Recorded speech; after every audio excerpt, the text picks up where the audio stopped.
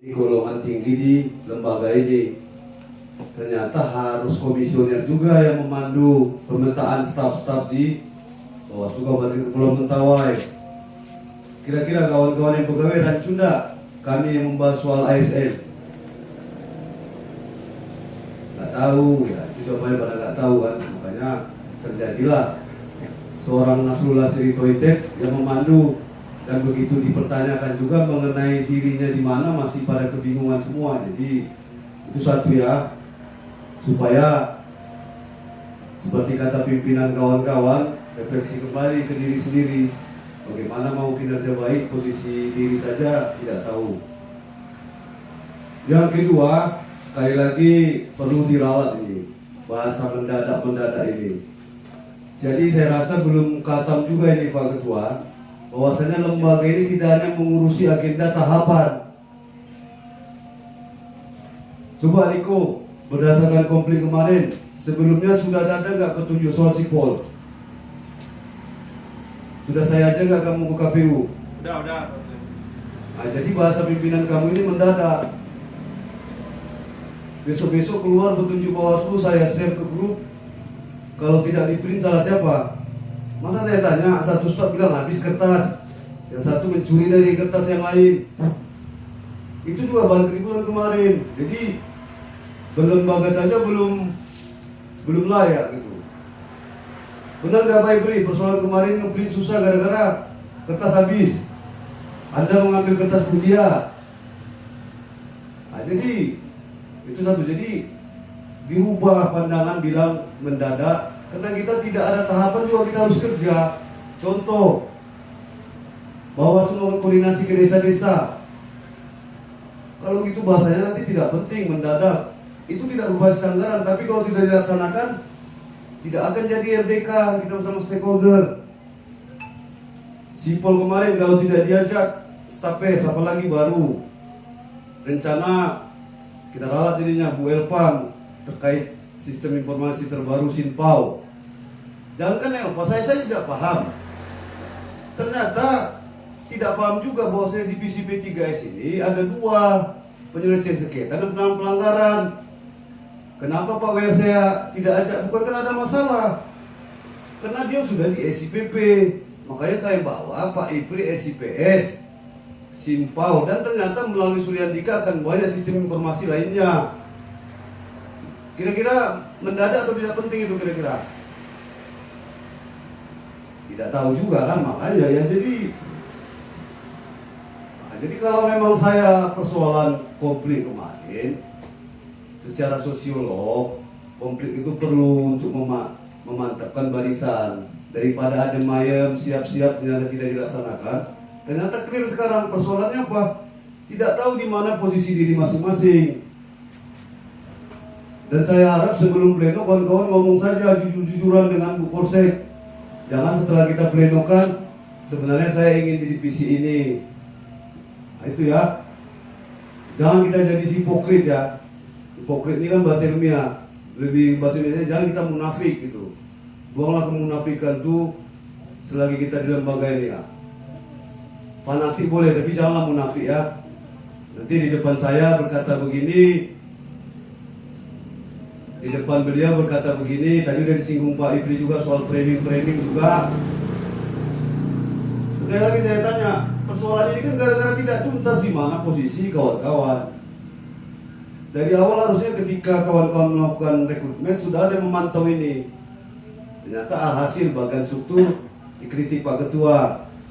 Tidak salah juga, ternyata Bawaslu kelas B, tipe B. Nah, kan yang tidak efisien itu siapa kira-kira? Tentu tahun depan harus diganti struktur itu, biaya lagi. Nah, harusnya kalau dibaca. Dan tadi saya selipkan sedikit Pak Ketua. Perlu waktu 1 tahun berapa Pak Ketua? 2021. Kira-kira pernah nggak orang ini terpikir nge-print ini berapa lembar, dibahas-bahas kete dengan komisioner sebelumnya? Saya yakin tidak pernah. Karena melihat hari ini saja agak kebingungan ketika diharuskan ikut pleno, rapat-rapat serius. Maunya kan rapat cepat, fotonya cepat, absen dibuat, laporan lebih faster, begitu. Jadi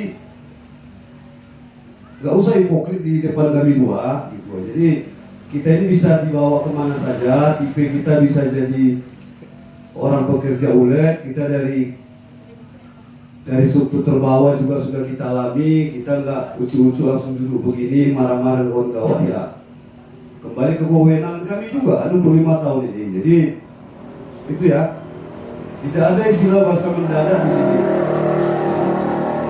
Kalau ke depan itu jadi bahan aduan ke Polsek, silakan.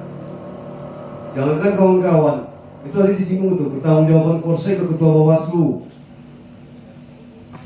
Dalam Perbawaslu 3 Pak Ketua Polsek, Polsek memberikan pertanggungjawaban, pleno melaporkan pertanggungjawaban kepada Pak Komisioner Bawaslu melalui Ketua.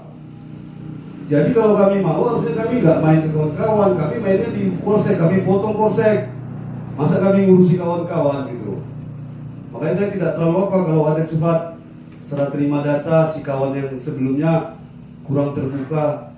Harusnya kan dilapor ke Polseknya, bukan ke komisioner. Komisioner nanti karena sedikit berbeda, kami bukan pegawai, penyampaian gaya kami tentu berbeda dengan gaya pegawai. Nah, itu harus tuntas juga masalah-masalah hal-hal begitu ya. Ini akan terjadi hal serupa. Serah terima data nanti orang yang mengampu ya seperti biasa, dia merasa ya sajalah yang orang baru ini agak repot meminta terus kepada saya seolah-olah saya dibutuhkan. Tentu harapannya 2006 siapapun, sekali lagi tahun 2006 akan ada tahun perubahan, bisa jadi seandainya ini ya Bu Denita kan ada rencana pindah. Biar bicara kewenangan ini ya, tentu PLT akan dikirim dari provinsi. Nah, untuk yang menjadi koseknya siapa? Apakah kami memilih? Bukan. Kawan-kawan kan jajaran sekretariat. Kami akan menyurati Pemda meminta 2 nama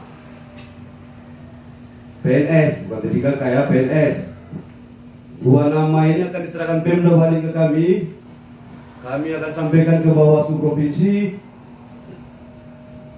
Tentu semua melalui mekanisme pleno ya. Tertinggi di bagian struktur itu kan bukan ketua yang tertinggi Mbak Tiara, di atasnya kan pleno ya.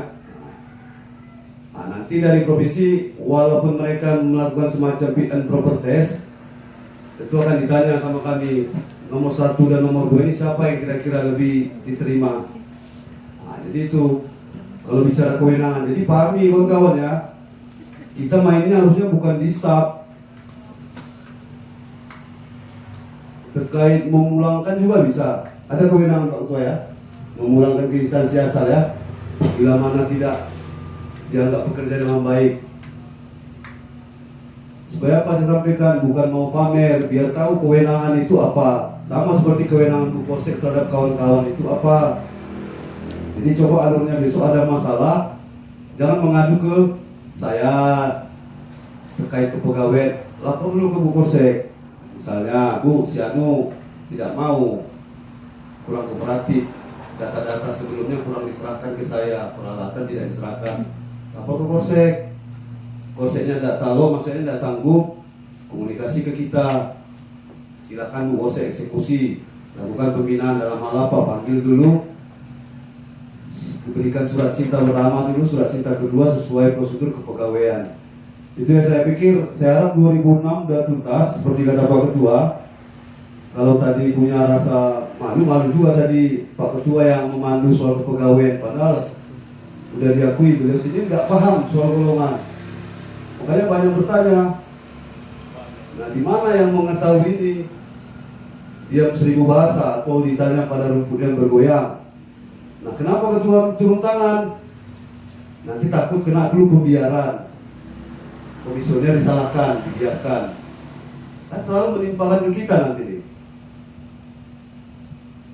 Cukuplah ya, saya rasa kalau banyak yang tersinggung silakan tersinggung, karena saya tipenya tidak bisa bermanis-manis. Mungkin gaya bawaan tempat tinggal, bawaan identitas apa primordial, jadi membuat saya harus ngomong langsung. Saya rasa dengan Pak Riko komplit langsung kemarin, sekarang udah segar kembali, sudah biasa-biasa kok.